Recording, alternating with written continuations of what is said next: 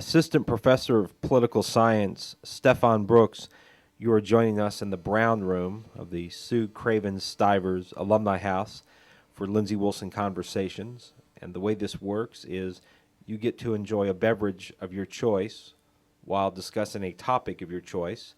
The beverage you have chosen is water, and the topic you have chosen is the Webster-Hayne debate, which is also the title of your new book, The Webster-Hayne Debate, an inquiry into the nature of union.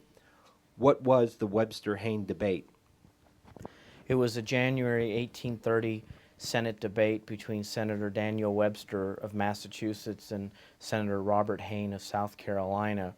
What started out as a dispute on federal land policy in the West quickly turned into a dispute on the nature of the Union. What I mean by that is what type of government did the Constitution of the United States create, and more specifically, where was ultimately sovereignty or power and authority reposed or found? In the people of the states, in the people of the country, or both?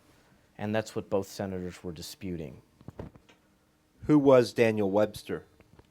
Daniel Webster was a member of the Federalist Party. The word Federalist was used to denote the supporters of the Constitution who favored a strong, powerful national government, United States government, and weak states. And he was a senator from Massachusetts for a very long time. He died in the early 1850s and was instrumental in promoting many compromises over slavery, which for at least a while kept the Union or the United States together. Who was Robert Hayne? Robert Hayne was a senator from South Carolina. He was a Democrat, although back then Democrat meant something very different than today. The main issue that united most Democrats, particularly from the South, was a aversion or a suspicion or a dislike of a strong, powerful national government, and they were very much committed to states' rights, to strong states, and in very much of the tradition of Thomas Jefferson and indeed James Madison, who shortly after the Constitution seemed to have had reservations about how strong or how powerful the national government was as created by the Constitution. How much attention did the Webster-Hayne debate get when it was held during January of 1830? Immense. All of the newspapers and journals, I think mostly they were called journals at the time, followed this debate. I mean, it unfolded over 4 days and pretty much lasted for a long period of time each day. I don't know exactly how long. It captivated the capital and indeed most of the country because it was at least one of the few times since the founding of the United States with the Constitution that a debate in the Senate had gone on that long. What were the consequences of the Webster-Hayne debate? Well, what I think is interesting about the debate is it's 31 years before the Civil War, and yet the battle lines seem to be already drawn. What I mean by that is the position that Webster articulates with respect to what is the nature of the Union. Webster argued that sovereignty, meaning authority and power, was ultimately in the hands of the people of the United States, which is called popular or national sovereignty. Hayne, on the other hand, argued that sovereignty is in the hands of the people of each state. Therefore, the union created by the Constitution of the United States is a union of states, since it was the states that existed before the Constitution was written, and it was the states that ratified the Constitution. It was the people of each state in constitutional conventions that ratified the Constitution. Webster, on the other hand, argued that the Constitution begins with "we the people of the United States," and among other things, he said that proved that the Union was based on popular national sovereignty. And so Lincoln will, during the Civil War, like most of the North, will argue that secession is illegal because sovereignty is reposed in the people of the United States and not in any one state or group of states. Hayne, on the other hand, while not talking about secession in the Webster-Hayne debate, although it's a logical conclusion to infer from Haynes' argument. Hayne argues sovereignty is reposed in the individual states, and the United States of America is nothing but a collection of sovereign and essentially independent states who ultimately each one has the right to interpret the Constitution of the United States. And Webster denies this, arguing that this is disunion, this is anarchy.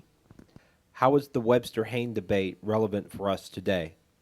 Well, virtually any political dispute in the United States somehow deals with federalism. That is, the relationship of sovereignty, meaning power and authority, between the United States government and a state or group of states.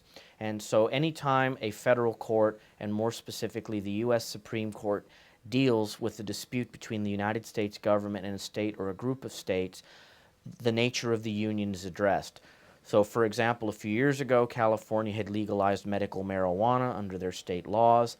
That violates federal narcotics laws, and the Supreme Court had to address whether what California did was a violation of the United States Constitution, and if what California was doing was infringing on federal power. And the Supreme Court ultimately ruled that it was, because federal laws preempt state laws, and that the United States government cannot prosecute the war on drugs and prevent drugs from coming into the country if certain states are legalizing drugs, admittedly for medicinal purposes. Many people were outraged by this decision, arguing that medical marijuana has nothing to do with the war on drugs, with the illegal use of drugs, but this is an example of federal versus state.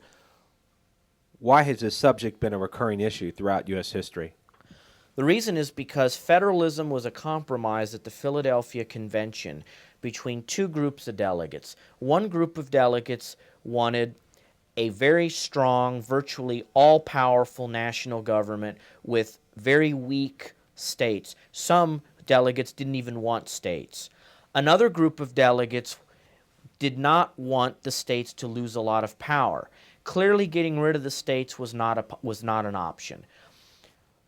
On the other hand, the Articles of Confederation, the first system of government that the United States of America had since the American Revolution, where most of the power was in the hands of the states, was not working. So the Constitution, or federalism, is a compromise between two groups: those who wanted a strong, powerful national government and very weak states, and those who wanted strong states and a more weak national government. And so it was a compromise. To quote James Madison, the father of the Constitution, he said in Federalist Number 39 and several letters that he wrote throughout his lifetime, Madison was still alive during the Webster-Hayne debate. He disagreed with both Webster and Hayne. He said Webster is wrong because he focuses only on national sovereignty. Hayne is wrong because he focuses only on state sovereignty. In the words of James Madison, the father of the Constitution is partly federal, meaning partly state, and partly national.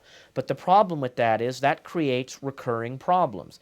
And a non-American example is the European Union. European countries to this day are struggling with how much sovereignty to give to the European Union and how much to keep. But national versus state are two conflicting concepts. And it seems to be inevitable that if you have a political dispute and one side sides with the nation and another side sides with the states, you can lead to civil war.